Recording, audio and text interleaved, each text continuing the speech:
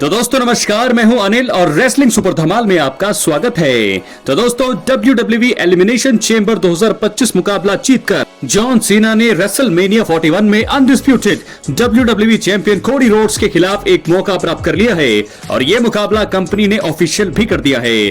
दोस्तों आपको बता दें कि इस मुकाबले से पहले ही एलिमिनेशन चेंबर 2025 में जॉन सीना एक हील बन चुके हैं और ऐसे में वो इसी किरदार के तहत ही जीत पाने का प्रयास करते हुए हमें नजर आ सकते हैं। और इस आधार पर आइए जानते हैं वो 3 घटिया तरीके जो जॉन सीना रेसलमेनिया 41 में अनडिस्प्यूटेड WWE चैंपियनशिप जीतने के लिए अपना सकते हैं। इसलिए वीडियो के अंत तक बने रहें और अगर आप चैनल पर नए हैं दोस्तों, सब्सक्राइब करने के बाद ऑल पर क्लिक करें क्योंकि फ्री है और यहाँ आपको हर प्रकार की रेसलिंग जगत से जुड़ी हुई तमाम जानकारी मिलती है। तो चलिए दोस्तों बात करते हैं हम सबसे पहला तरीका क्या अपना सकते हैं जॉन सीना रेसलमेनिया 41 में कोडी रोड्स को हराने के लिए। तो सबसे पहला तरीका रेसलमेनिया 41 में ब्रॉस नकल्स का इस्तेमाल कर सकते हैं जॉन सीना। जी हाँ दोस्तों, आपको बता दें जैसे कि मैंने आपको बताया कि जॉन सीना एक हील हैं और अब ऐसे में वो एक घटिया तरीका इस्तेमाल करते हुए ब्रॉस नकल्स से undisputed WWE champion Cody Rhodes पर हमला कर सकते हैं। और वहीं आपको बता दें ये पहला मौका नहीं होगा जब किसी हील ने ऐसा किया होगा। अगर जॉन सीना को ब्रॉस नकल्स इस्तेमाल करते हुए रेफरी देख लेते हैं और वो मुकाबला खत्म करने का प्रयास करते हैं तो उस समय रॉक आकर ऑफिशियल को धमका सकते हैं। ऐसा करके वो जॉन सीना की मदद कर सकते हैं। तो मुझे लगता है कि पहला घटिया तरीका ये हो सकता है कि जॉन सीना पर वो ब्रॉस नकल्स का इस्तेमाल करके मुकाबला जीत सकते हैं। तो क्या है आपकी राय, अपने कमेंट बॉक्स में जरूर दें। हालांकि आपने देखा होगा किस प्रकार पंच मारा था उन्होंने उस अंगूठी से कोडी रोड्स के फेस पर, जब वो सबसे पहला बार उन्होंने वही किया था। और दोस्तों अब हम बात करेंगे दूसरे घटिया तरीके का। जॉन सीना रेसलमेनिया 41 में कोडी रोड्स को लहूलुहान कर सकते हैं जैसा कि एलिमिनेशन चेंबर में हमने देखा। आपको बता दें जॉन सीना ने जब एलिमिनेशन चेंबर 25 में हील टर्न लिया था तो उन्होंने अनडिस्प्यूटेड चैंपियन कोडी रोड्स पर हमला करते हुए उन्हें लहूलुहान कर दिया था। वो ऐसा रेसलमेनिया 41 में ही अपने टाइटल मैच के दौरान फिर से करते हुए इस किरदार को बढ़िया कर सकते हैं। दोस्तों कोडी रोड्स को भी इससे फायदा होगा, लेकिन इस तरीके से खून वाले पल देखकर फैंस को स्टोरी में मजा आएगा और एंटरटेनमेंट भी भरपूर दिखाई देगा। ये जॉन सीना के लिए भी जरूरी है क्योंकि वो ऐसा करके ही एक हील के रूप में नापसंद किए जा सकते हैं, जैसा कि अब तक बहुत सारे लोग उन्हें कर चुके हैं। तो नापसंद करेंगे उन्हें लोग वैसा भी करना शुरू कर दिया है क्योंकि प्रेस कॉन्फ्रेंस में बिना कुछ कहे ही माइक ड्रॉप करके वो वहां से निकल गए थे। तो ऐसे में दूसरा सबसे घटिया तरीका वो अपना सकते हैं, लहूलुहान कर सकते हैं कोडी रोड्स को, चाहे वो कुछ भी इसके लिए कुछ भी रास्ता अपना सकते हैं। बात करेंगे तीसरे घटिया तरीके की। रेसलमेनिया 41 में जॉन सीना द्वारा कोडी रोड्स की मां को निशाना बनाया जा सकता है। जी हाँ दोस्तों, जो हमने देखा रॉक ने पिछले साल किया था, कोडी रोड्स की रेसलमेनिया 40 में हुई स्टोरी में जितना योगदान उनका था, उनका कुछ हिस्सा उनकी मां का भी था। रॉक ने कोडी रोड्स की मां को स्टोरी का हिस्सा बनाकर इसको पिछले साल बेहद ही शानदार बना दिया था। वो पिछले साल के सबसे बड़े शो में कोडी रोड्स के अनडिस्प्यूटेड WWE चैंपियन बनने पर रिंग में नजर आई थी।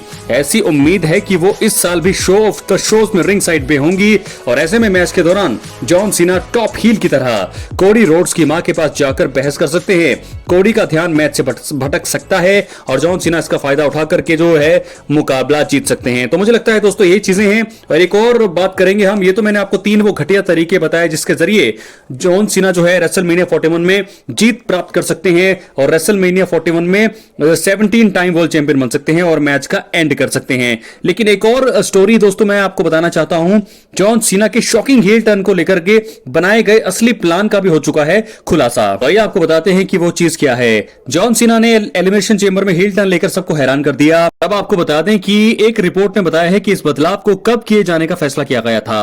उन्होंने इस दौरान करने वाले पल के असली प्लान को लेकर जानकारी दी है। कंपनी में अपने ओरिजिनल प्लान में बदलाव किए और इसे फिर जल्दी कराया गया।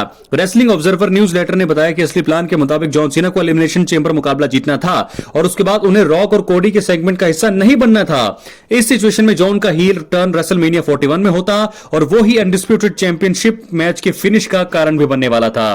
वो बदलाव आखिरी समय पर किया गया। रिपोर्ट में बताया गया कि कंपनी में कई खास लोगों को इसके बारे में दिन में बाद में बताया गया था, जबकि बाकियों को शो के बाद इसकी जानकारी मिलने वाली थी। तो ऐसे में जॉन सीना ने अपने करियर में दोस्तों वही बता दें कि चौथी बार एलिमिनेशन चेंबर मुकाबला जीता है। इससे पहले उन्होंने 3 बार मुकाबले जीते थे।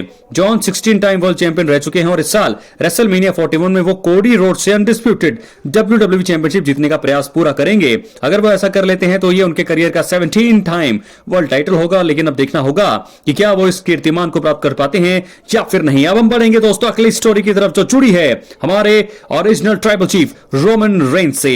तो दोस्तों सबसे पहले हम बात करेंगे रोमन रेंस की। आलोचना की जा रही है, बता दें कि रोमन रेंस पिछले कुछ साल से पार्ट टाइमर के रूप में काम कर रहे हैं। फैंस उन्हें सबसे ज्यादा पसंद करते हैं लेकिन वो काफी कम नजर आते हैं। अब तक 2025 में असली ट्राइबल चीफ की चुनिंदा अपीयरेंस देखने को मिली है। रेसलमेनिया बिल्डअप से भी रोमन रेंस गायब हैं। अब एक दिग्गज ने रोमन और उनके खराब शेड्यूल पर निशाना साधा है। थोड़े समय पहले ही डिस्को इन्फर्नो ने सोशल मीडिया पर आकर रोमन रेंस की कड़ी आलोचना की है। वो साफ तौर पर रोमन की काफी कम अपीयरेंस होने से निराश हैं। इसी बीच इन्फर्नो ने WWE पर सवाल खड़े कर दिए हैं और बताया है कि रोमन अब ब्रॉक लेसनर के मुकाबले भी पार्ट टाइमर के तौर पर कम नजर आते हैं। उन्होंने कहा, रोमन रेंस की WWE के साथ अभी किस तरह की डील है? वो एक साल में ब्रॉक लेसनर के मुकाबले भी कम काम करते हुए दिखाई देते हैं। तो दोस्तों बिल्कुल सही बात उन्होंने कही है, मैं भी इससे काफी ज्यादा सहमत हूं क्योंकि रोमन रेंस के WWE में इस साल अब तक सिर्फ 2 ही मुकाबलों में वो हिस्सा बने हैं। लेकिन आपको बता दूं कि इस साल की शुरुआत में रॉ के नेटफ्लिक्स डेब्यू शो का वो हिस्सा बने। उन्होंने वहां पर सोलो सिकोआ के खिलाफ ट्राइबल कॉम्बैट मुकाबले मैच में जो है हिस्सा लिया। इसमें ट्राइबल चीफ का पद और उलाफाला दांव पर थी। रोमन रेंस ने बड़ी जीत दर्ज की और इसी के चलते दोबारा वो ट्राइबल चीफ बन गए। रोमन रेंस ने इसके बाद 2025 के मेंस रॉयल रंबल मुकाबले में हिस्सा लिया। वो इस मुकाबले को जीतने के लिए फेवरेट थे और उन्होंने कुल 4 एलिमिनेशन किए। बाद में सीएम पंक ने उन्हें बाहर कर दिया और इसके बाद सेथ रॉलिंस द्वारा उन पर खतरनाक हमला हुआ। इसी कारण से असली ट्राइबल चीफ एक्शन से बाहर हैं और अब रेसलमेनिया करीब आ रहा है और फैंस रोमन का किसी स्टार के खिलाफ मुकाबला ऑफिशियल होते हुए देखना चाहते हैं। रिपोर्ट के अनुसार रोमन साल के सबसे बड़े इवेंट में सीएम पंक और सेथ रॉलिंस में से जो है ट्रिपल थ्रेट मुकाबले में लड़ सकते हैं। और आपको बता दें ऐसे में जो है रो जो आने वाला है कल का एपिसोड, उसमें रोमन रेंस जो है वापसी करते हुए हमें दिखाई दे सकते हैं। कई रिपोर्ट्स में ऐसा बताया जा चुका है क्योंकि आपको बता दें कि कल जो है रो में एक स्टील केज मुकाबला होने वाला है जिसमें सीएम पंक और सेथ रॉलिंस होंगे आमने सामने। इस मुकाबले में कहा जा रहा है कि या तो बीच में या तो मुकाबले के एंड में रोमन रेंस वापसी कर सकते हैं और यहीं से ये रो का एक मेन इवेंट होगा, Seth Rollins versus CM Punk steel cage मुकाबला। और वहां पर अगर रोमन रेंस रिटर्न करते हैं तो मैं आपको बता दूं शो को फायदा होगा, बिजनेस के हिसाब से भी, रो की रैंकिंग में भी, रो की व्यूअरशिप में भी, WWE को व्यूअरशिप के मामले में भी फायदा होगा। और वहीं आपको बता दें कि सबसे बड़ा फायदा तो रोमन रेंस के फैंस को होगा, रोमन रेंस को खुद भी होगा क्योंकि दोस्तों रेसलमेनिया 41 में अब सिर्फ 1 महीने से भी कम का समय बचा हुआ है और ऐसे में रोमन रेंस गायब हैं। तो ऐसे में कल आने की उनकी पूरी संभावना है। लेकिन अगर वो कल नहीं आते हैं तो 21 और 28 मार्च को तो वैसे भी वो शेड्यूल किए गए हैं। लेकिन हम चाहेंगे कि वो कल जो है मुकाबले में आए, रोमन रेंस जो है आकर के सेथ रॉलिंस पर सबसे पहले अटैक करें, उन्हें स्पीयर दें, सुपरमैन पंच मारने के बाद स्पीयर दें, उसके बाद सीएम पंक पर भी वो वही काम कर सकते हैं। मैं आपको बता दूं कि कैसा हो सकता है, एग्जैक्ट कैसा हो सकता है। रोमन रेंस आ सकते हैं, सुपरमैन पंच वो सबसे पहले अटैक करेंगे सेथ रॉलिंस पर, उनको स्पीयर देकर के धराशायी करेंगे तो उसके बाद सीएम पंक और रोमन रेंस का आमना सामना होगा। हम वही देखने को मिलेंगे। हालांकि बहुत ही जल्दी जो है रोमन रेंस एक्शन में होंगे और वो जो है एकदम से पलटकर सुपरमैन पंच देंगे सीएम पंक को और उन्हें भी जो है यहां पर आपको बता दें कि स्पीयर देकर के सीएम पंक को भी वो करेंगे धराशायी। और आखिर में आपको बता दें रोमन रेंस खड़े होंगे टॉल, पॉल हेमन उनके साथ होंगे और जो है शो का अंत होगा। मुझे लगता है ऐसा ही अंत होने वाला है रो का और रो के एपिसोड की व्यूअरशिप में भी फायदा होगा। और मुझे लगता है कि WWE उसके बाद ऐलान कर सकती है बड़े मुकाबले का रेसलमेनिया 41 के मंच के लिए Roman Reigns versus Seth Rollins versus CM पंक ट्रिपल थ्रेट मुकाबला फॉर द रेसलमेनिया 41। क्या है आपकी राय? अपने कमेंट बॉक्स में जरूर दें। चैनल पर नए सब्सक्राइब जरूर करेंगे दोस्तों। मिलते अगले वीडियो में, बहुत बहुत धन्यवाद।